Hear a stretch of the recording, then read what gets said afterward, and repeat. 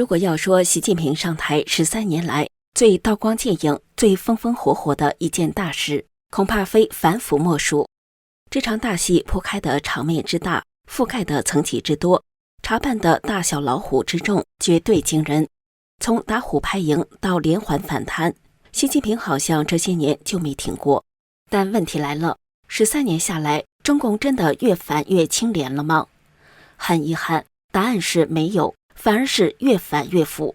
打掉一批老虎，又冒出一批新虎，干掉大老虎，还有更大的老虎。难怪习近平自己最担心的是，就是苏联共产党的垮台会在中国重演。观众朋友好，这里是大时局，我是王真。我们先来看看新数据。根据大纪元8月27号的统计，中共18大以来的议员贪官受贿金额超过1亿元人民币，高达176人，其中包括正国级1人，副省部级以上高官、中管干部99人，正副厅局级36人，国有企事业单位官员28人，小官大贪案例3人。光是2024年一年就查处了92位中管干部，是中共18大以来最多的一年，而被审判的议员贪官就有37人，刷新纪录。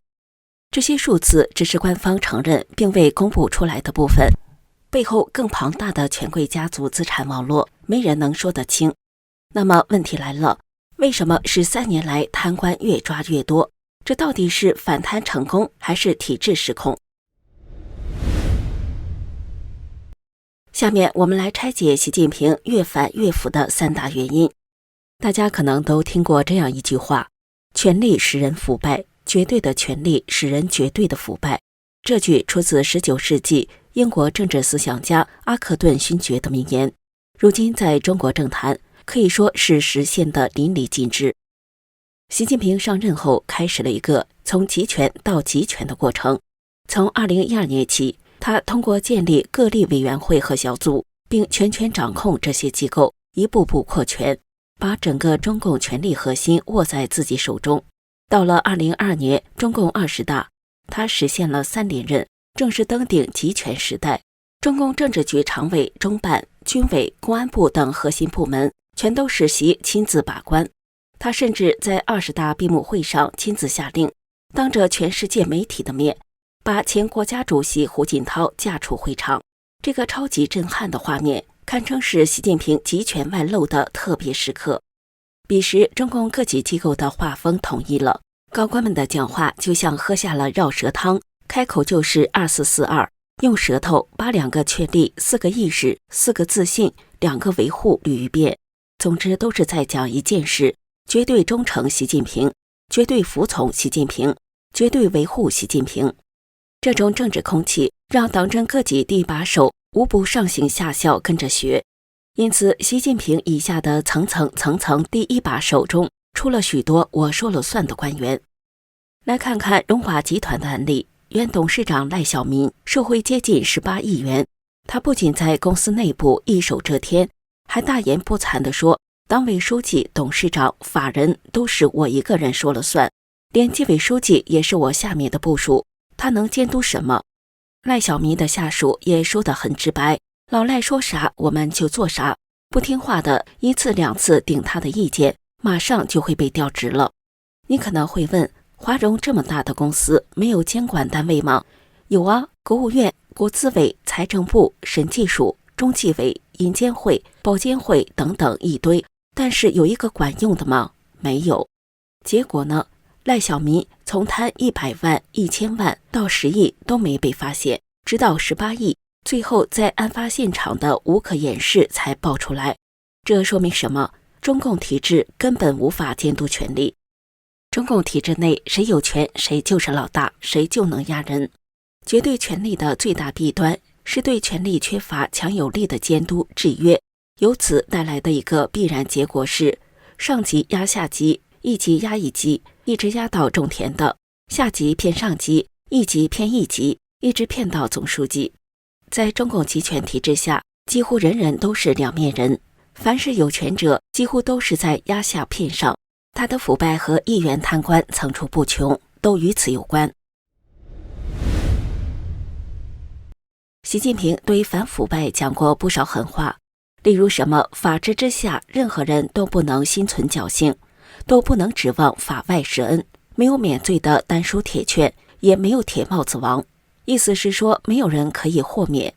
听起来很正义，对吧？但现实呢，偏偏就是有免罪的丹书铁券，也有铁帽子王。在第一任期，习近平拿下了许多大老虎，包括周永康、徐才厚、郭伯雄、薄熙来、孙政才、令计划等等，看起来声势浩大。但这些人后面的老板是谁？答案很明显，是江泽民。那么问题来了，习有查江泽民吗？没有，不但没查，江亡后还发表悼词，大加赞扬，说什么伟大的革命家、杰出领导者云云。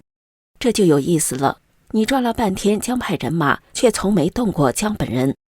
再看第二任期，习近平查办了113个副省部级以上高官及其他中管干部，打掉了孙立军政治团伙，其中包括原公安部副部长孙立军、原司法部长傅政华、原江苏省政法委书记王立科等一票政法系统重磅人物。但他们的后台是谁？是前中央政法委书记孟建柱，而孟的后台老板就是时任中共政治局常委、国家副主席曾庆红。习近平有动他们吗？还是没有。原因也很简单，只要这些人不挑衅习的核心地位，假装认怂，习就对他们网开一面，睁一只眼闭一只眼。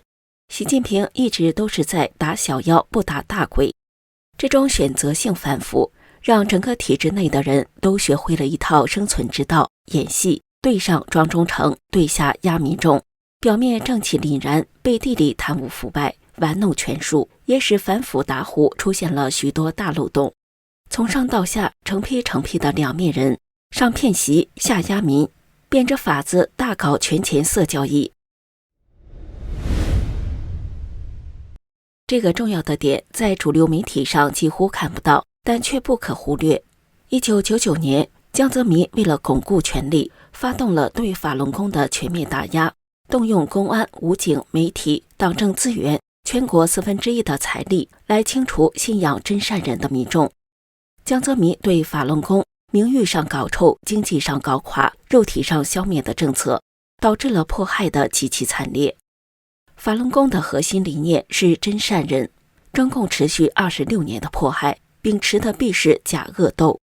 从1999年到2025年，中共迫害法轮功持续了26年，也是中共大搞假恶斗的26年，给腐败议员贪官的出现创造了最好的条件。